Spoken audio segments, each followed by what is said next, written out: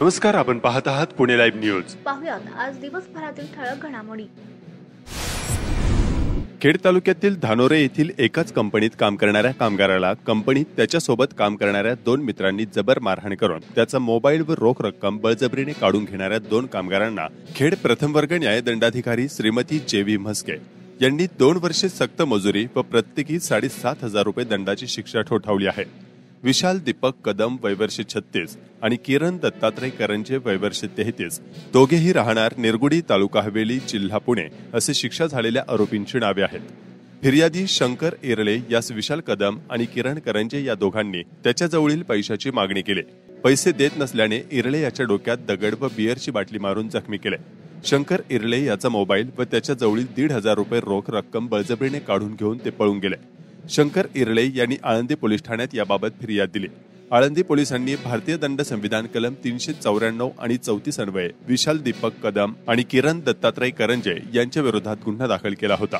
हा खटला राजगुरुनगर येथील प्रथम वर्ग न्यायदंडाधिकारी श्रीमती जेव्ही म्हस्के यांच्या समोर सुरू होता. सरकारी पक्षाच्या वतीने सहाय्यक सरकारी अभियोक्ता प्रज्ञाधर बाळके यांनी 6 साक्षीदार तपासले. यामध्ये फिर्यादी व तपास अधिकारी यांची साक्ष महत्वाची ठरली. आरोपी विशाल दीपक कदम आणि किरण दत्तात्रय करंजे यांना 2 वर्षे सक्त मजुरी व प्रत्येकी 7,500 रुपये दंडाची शिक्षा ठोठावण्यात आली आहे. भाजपा खेड तालुका कार्यकारिणी पदग्रहण सोहळा आज शनिवारी संपन्न झाला. खेड तालुका भारतीय जनता पार्टीचे तालुकाध्यक्ष शांताराम भोसले यांनी विविध तालुकास्तरीय आघाड्यांच्या अध्यक्षांच्या निवडी जाहीर केल्या. यावेळी भारतीय जनता पार्टीचे जिल्हाध्यक्ष शरद बुट्टे पाटील, माजी जिल्हा परिषद सदस्य अतुल देशमुख, जिल्हा कोषाध्यक्ष मनोज मांजरे यांच्यासह पदाधिकारी उपस्थित होते. अजय सूर्यकांत वाघमोडे यांना विनंती, आपलं नियुक्तीपत्र न्यायचंय. खेड कृषी उत्पन्न बाजार समितीच्या चाकण येथील महात्मा फुले मार्केटमध्ये शनिवारी दिनांक 30 सप्टेंबर 2023 रोजी कांद्याची 1,000 क्विंटल आवक होऊन कांद्याला 1,000 ते 2,400 रुपये इतका बाजारभाव मिळाला. बटाट्याची 3,000 पिशवी आवक होऊन 1,200 ते 2,000 रुपये इतका भाव मिळाला.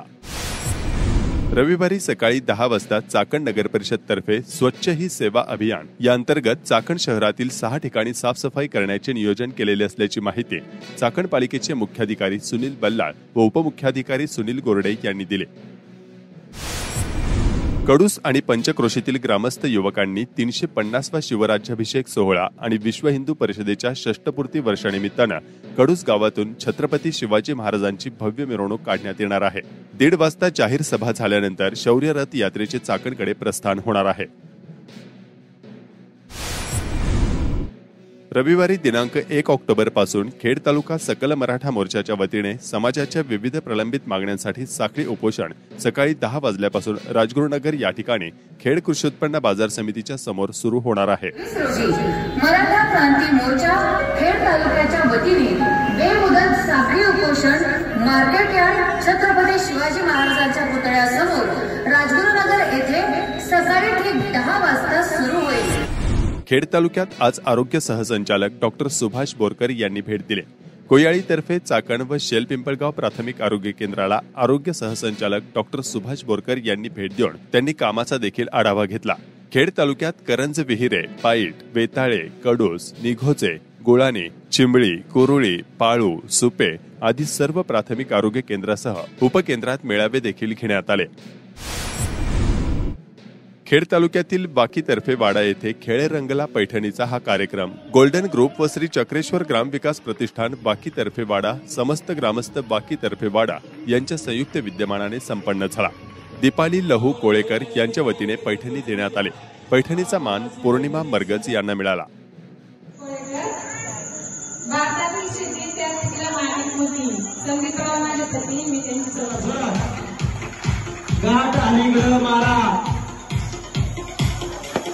खुर्चीकडे बघू नका, प्रत्येकाने आपापली खुर्ची काउंट करा.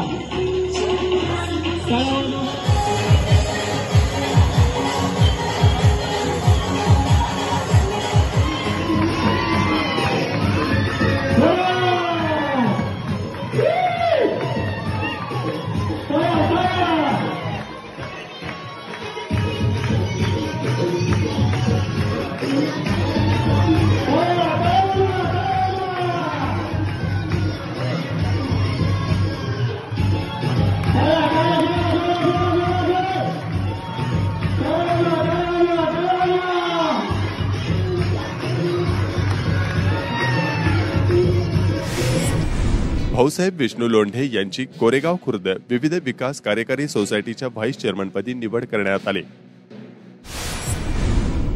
आळंदीतील ग्रामीण रुग्णालयाकडे जाणाऱ्या मार्गावर म्हणजेच पोलीस चौकी ते आळंदी ग्रामीण रुग्णालयापर्यंतच्या रस्त्यावर भाजी विक्रेत्यांनी बसू नये असा निर्णय घेण्यात आला होता. परंतु गेल्या काही दिवसांपासून परत ग्रामीण रुग्णालयाच्या या रस्त्यावर सकाळी आणि सायंकाळी पुन्हा काही भाजी विक्रेते बसल्याचे दिसून येत आहे. चाकण आणि राजगुरुनगरमध्ये अनेक ठिकाणी सार्वजनिक जलस्रोताऐवजी कृत्रिम हौदामध्ये गणेशाचे विसर्जन करण्यात आले, तर अनेक ठिकाणी मूर्तिदान उपक्रम राबविण्यात आले. चाकण आणि राजगुरुनगर पालिकांनी यासाठीचे नियोजन केले होते.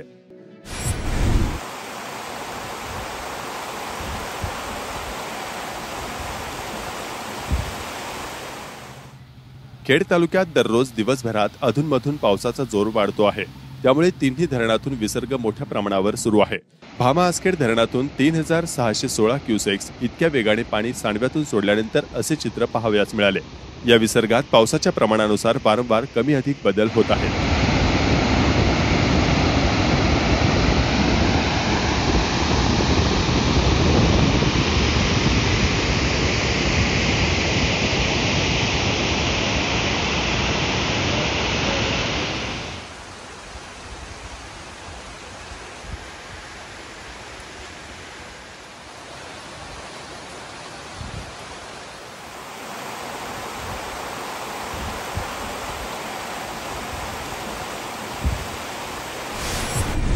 शांतता, सलोखा व भाईचाराचा संदेश देत ईद ए मिलाद सण राजगुरुनगर येथे आज मोठ्या उत्साहपूर्ण वातावरणात विविध उपक्रमाने साजरा करण्यात आला. यावर्षी हिंदू बांधवांच्या विघ्नहर्ता गणरायाचे विसर्जन व मुस्लिम बांधवांच्या ईद मिलाद सण एकाच दिवशी आल्याने या निमित्त दोन्ही समाजाकडून मिरवणूक काढण्यात येते. मात्र गणरायाच्या विसर्जनासाठी येथील मुस्लिम समाजाने शांतता, सलोखा व भाईचारा कायम राहावे म्हणून विसर्जनाच्या दुसऱ्या दिवशी शुक्रवार दिनांक 29 रोजी शांततापूर्ण वातावरणात जयंती साजरी केली.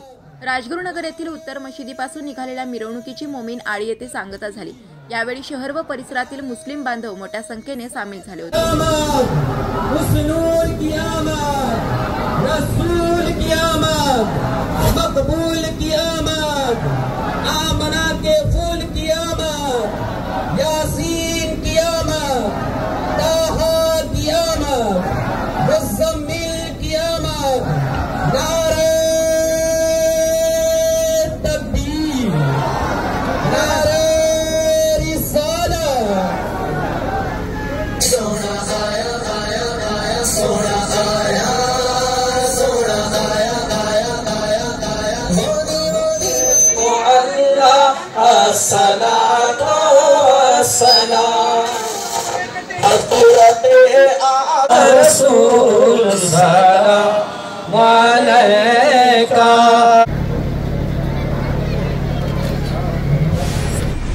खेड तालुका एज्युकेशन सोसायटीच्या वार्षिक सर्वसाधारण सभा रविवार दिनांक 24 सप्टेंबरला खेळीमेळीच्या वातावरणात संपन्न झाली. सोसायटीच्या अध्यक्षपदी 6व्यांदा हरिभाऊ सांडभोर यांची एकमताने फेरनिवड करण्यात आली. उपाध्यक्षपदी अजित लुणावत यांची फेरनिवड करण्यात आली, तर संचालक पदावर माजी सरपंच प्रदीप कासवा, डॉक्टर प्रदीप शेवाळे, गणेश घुमटकर, कैलास सांडभोर यांची फेरनिवड झाली, तर बाळासाहेब हरिभाऊ सांडभोर आणि राहुल कुंभार यांची निवड झाल्याची माहिती मानस सचिव गणेश त्र्यंबक जोशी यांनी दिली. महाराष्ट्र राज्य पोलीस पाटील संघटनेच्या वतीने पुणे ग्रामीणचे पोलीस अधीक्षक अंकित गोयल यांची भेट घेऊन पोलीस पाटलांच्या प्रलंबित मानधन आणि प्रवास भत्ता संदर्भात चर्चा करून हा प्रश्न सोडण्याची मागणी केली. तसेच पुणे जिल्हाधिकारी कार्यालय येथे कुळ कायदा विभागाचे उपजिल्हाधिकारी हिम्मतराव खराडे यांची भेट घेऊन जिल्ह्यातील विविध तालुकानिहाय रिक्त पदाच्या गावनिहाय पोलीस पाटील भरती प्रक्रियेतील 650 पोलीस पाटील रिक्त जागा भरती संदर्भात संपूर्ण पुणे जिल्ह्यात एकाच वेळी परीक्षा घ्यावी अशी मागणी महाराष्ट्र राज्य गाव कामगार पोलीस पाटील संघाचे राज्याचे अध्यक्ष बाळासाहेब शिंदे पाटील, जिल्हाध्यक्ष साहेबराव राळे पाटील, खेड तालुका अध्यक्ष अमोल पाचपुते पाटील यांनी केली. श्री साईबाबा पतसंस्थेची 31वी वार्षिक सभा मीरामंगल कार्यालय येथे आज शनिवारी 30 सप्टेंबर रोजी संस्थेचे अध्यक्ष देवेंद्र परदेशी यांच्या अध्यक्षतेखाली घेण्यात आली.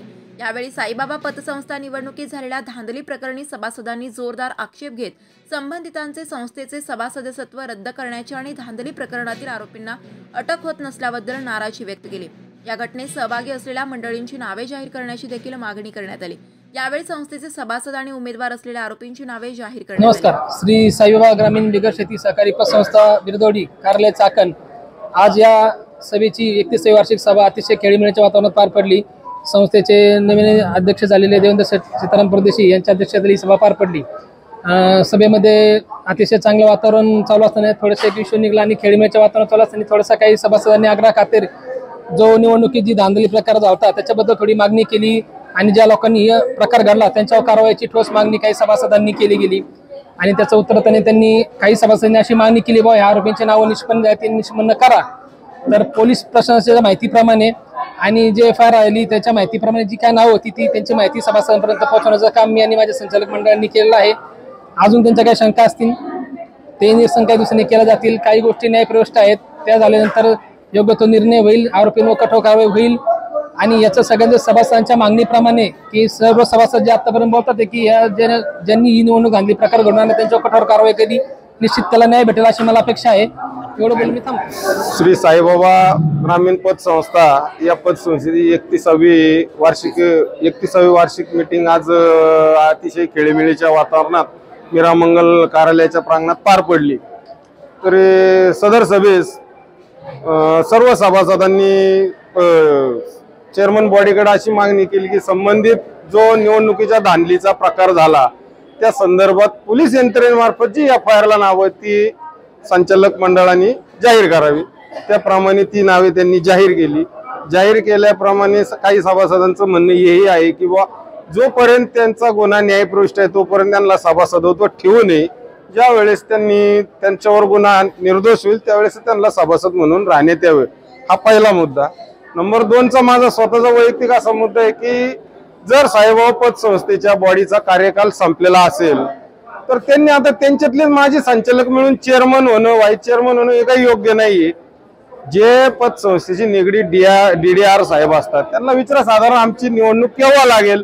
4-5 महिन्याचा कालावधी असेल तर सभासदांमधलेच एक 4-5 जणांना 1-1 महिन्याचा कार्यकाल देऊन त्यांच्या मार्फत पतसंस्थेचा कारभार चालविण्यात यावा. अन्यथा जे मतदान झाले त्याच्यात बोगस मतदान जर मिक्स झालं नसेल तर तेच काउंटिंग करून जो आहे तो निर्णय घेण्यात यावा. पतसंस्थेचे पैसे तरी काय घालवायचे कारण नाहीये. ते सगळ्या सभासदांना मान्यचे. त्यावर संचालक मंडळ निर्णय देतील आणि संचालक चेअरमन नको कार्यकाल संपलेला आहे त्यांचा. आज साईबाबा पतसंस्थेची 31वी सभा मीरामंगल कार्यालयाच्या प्रांगणामध्ये झाली. न भूतो न भविष्यते अशी सभासदांची गर्दी यावेळेस आहे. जवळजवळ 700-750 सभासद आजच्या मिटिंगला आहेत. त्याच्याबद्दल मी सर्व सभासदांचे प्रथमतः आभार मानतो.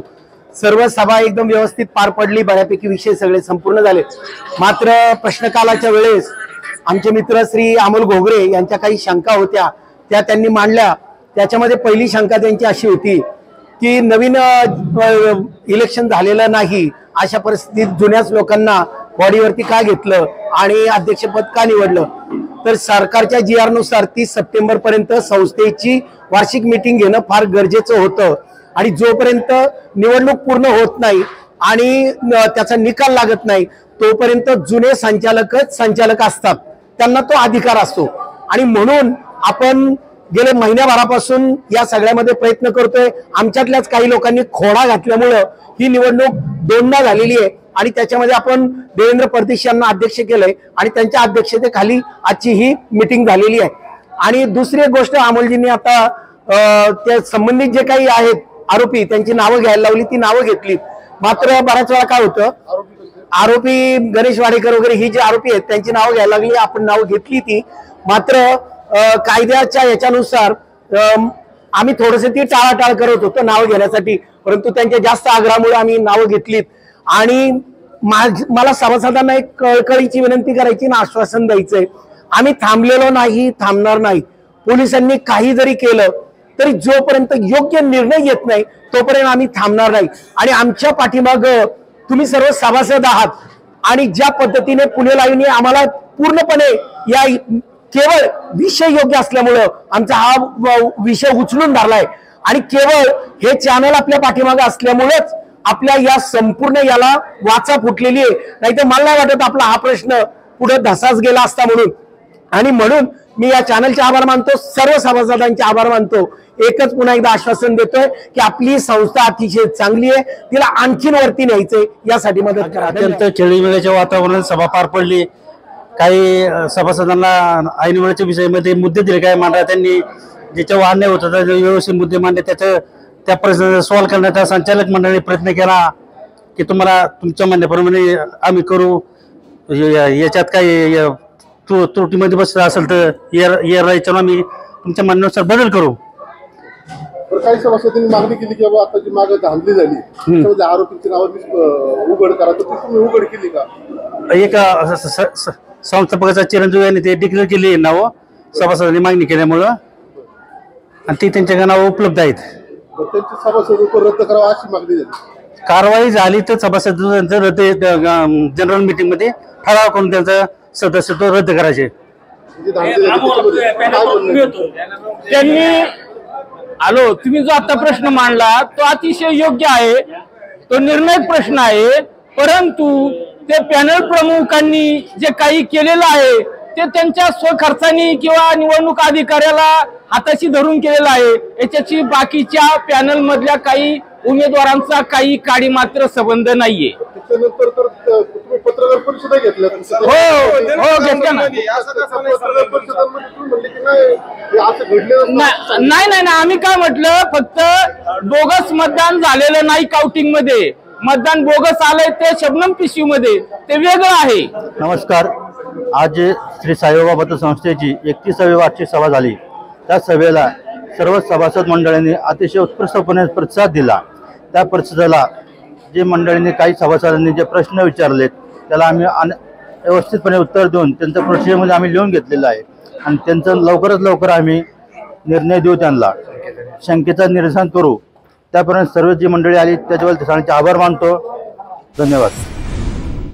लाईफ स्फूर्ती सन्मान सोहळा आज पुण्यात पार पडला. विशेष युवा प्रेरणा सन्मानकरिता खेड पंचायत समितीचे माजी सभापती अंकुश राक्षे यांची निवड करण्यात आली. माजी मंत्री जयंतराव पाटील व हरिभक्त पारायण सुदामराव गोरखे गुरुजी यांच्या शुभहस्ते पुरस्कार देऊन सन्मानित करण्यात आले. खेड कृषी उत्पन्न बाजार समितीचे विरोधी संचालक निवडून आल्यापासून बाजार समितीकडून मिळणारे मानधन आणि स्वतः अधिकची रक्कम टाकून सामाजिक संस्थांना आर्थिक मदत करत आहे. शुक्रवार दिनांक 29 सप्टेंबरला बाजार समितीची 19वी वार्षिक सभा झाल्यानंतर मिळालेले मानधन पूर्व येथील द्वारका वृद्धाश्रमाकडे सुपूर्द करण्यात आले. 19वी वार्षिक सर्वसाधारण सभा या ठिकाणी संपन्न झाली. तालुक्यातील सगळे संचालक मंडळ, सभापती आणि सगळे आमचे प्रमुख सहकारी, जिल्हा परिषदेचे सहकारी सगळे या ठिकाणी उपस्थित आहेत. खरं तर गेल्या 3-4 महिन्यापासून आमची ही सगळी नवीन संचालक मंडळ आहे, आणि आम्ही सगळ्यांनी एक असा विधायक उपक्रम त्या ठिकाणी राबवला आहे की खऱ्या अर्थानं आपण जनतेचे सेवक आहोत, आपण शेतकऱ्यांचे प्रतिनिधी आहोत. आम्हाला मिळालेले सगळे भत्ते हे प्रत्येक समाज उपयोगी संस्थेसाठी, समाज उपयोगी काय किंवा आदिवासी विद्यार्थी असेल, आदिवासी आश्रमशाळा असेल, या सगळ्या गोष्टीसाठी आम्ही भूमिका घेतलेली आहे की पुढचे 5 वर्ष जो निधी आम्हाला मानधनमधून मिळणार आहे तो मानधनाचा निधी आणि त्याच्यामध्ये आमची काही रक्कम अशी सामाजिक भूमिकेतनं खऱ्या अर्थानं एक सामाजिक संस्थेला देण्याचा निर्णय आम्ही त्या सगळ्यांनी घेतलेला आहे. ज्या संस्थेमध्ये तुम्ही काम करताय त्या भूमिकेतनं लोकांच्यासाठी काहीतरी करता येतं ही खऱ्या अर्थानं भूमिका आमच्या संचालक मंडळाची आहे. स्वच्छता ही सेवा 2023 अंतर्गत खेड सत्र न्यायालय परिसरामध्ये न्यायालयीन सर्व कर्मचारी यांच्या उपस्थितीमध्ये स्वच्छता कार्यक्रम राबवण्यात येणार आहे. त्याबाबतचे परिपत्रक जिल्हा न्यायाधीश व खेड सत्र न्यायालयाचे मुख्य न्यायाधीश AS सय्यद यांनी प्रसिद्ध केले आहे. न्यायालयात खेडसह अन्य तालुक्यातील नागरिक मोठ्या प्रमाणावर येत असतात. जर नागरिकांनी देखील स्वयंशिस्तीने कायम वागल्यास न्यायालय परिसरासह अन्य सार्वजनिक कार्यालय व सार्वजनिक जागा व रस्ते हे देखील कायमच स्वच्छ राहतील. याबाबत व्यापक जनजागृती स्वच्छता ही सेवा 2023 या उपक्रमातून होणार आहे.